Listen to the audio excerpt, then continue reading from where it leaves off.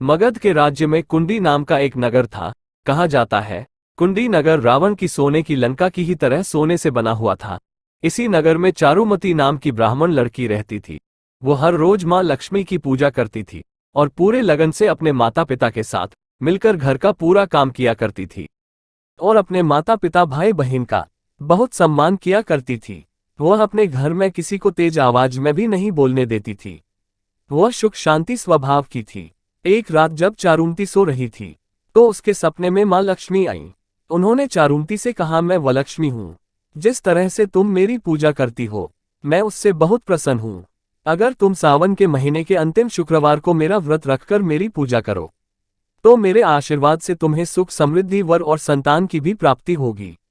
इसके अलावा अगर तुम मेरा यह व्रत अन्य लोगों से भी करवाओगी और मेरा प्रचार करोगी तो तुम्हारे साथ साथ उन्हें भी इसका शुभ फल मिलेगा, अवश्य मिलेगा। जो भी मेरी इस कथा को प्रेम पूर्वक रोजाना सुनेगा, मैं उसी के यहाँ पर निवास करूंगी। और जो भी मेरी इस कथा को अनसुना करेगा, जो भी मुझे नकारेगा, मैं उस मूर्ख के घर से हमेशा हमेशा के लिए चली जाती हूँ।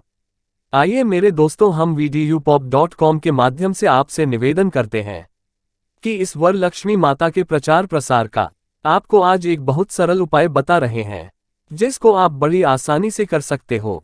केवल आप स्वयं हमारी इस कहानी को दिन में एक बार रोजाना सुनो और इसको सब्सक्राइब करके अपने दोस्तों को शेयर कर दो और उनसे भी आगे शेयर करने को बोलो।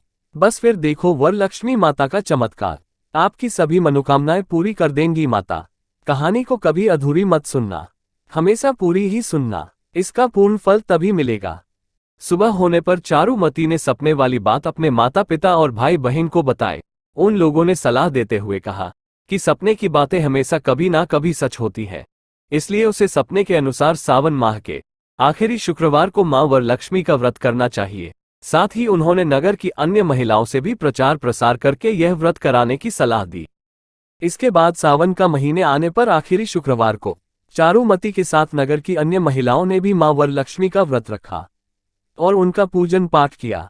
उस शुक्रवार के दिन चारुमती के साथ सभी महिलाओं ने सुबह उठकर स्नान किया, साफ कपड़े पहने और मंडप सजाकर उसमें भगवान गणेश व मां लक्ष्मी की वरमुद्रा में मूर्ति रखी और कलश स्थापित करके पूरे विधि विधान से उनकी पूजा की।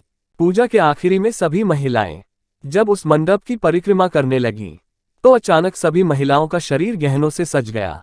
इस तरह ये पूजन करके सभी महिलाओं को धन संपत्ति मिली। इसके अलावा उनका घर भी पशुधन जैसे गाय, घोड़े, हाथी आदि से भर गया। मां वरलक्ष्मी की कृपा से उनका नगर सोने का बन गया। तभी से नगर के सभी लोग चारुमती की प्रशंसा करने लगे और मां श्री वर लक्ष्मी की हर सावन माह के आखिरी शुक्रवार को पूजन करने लगे।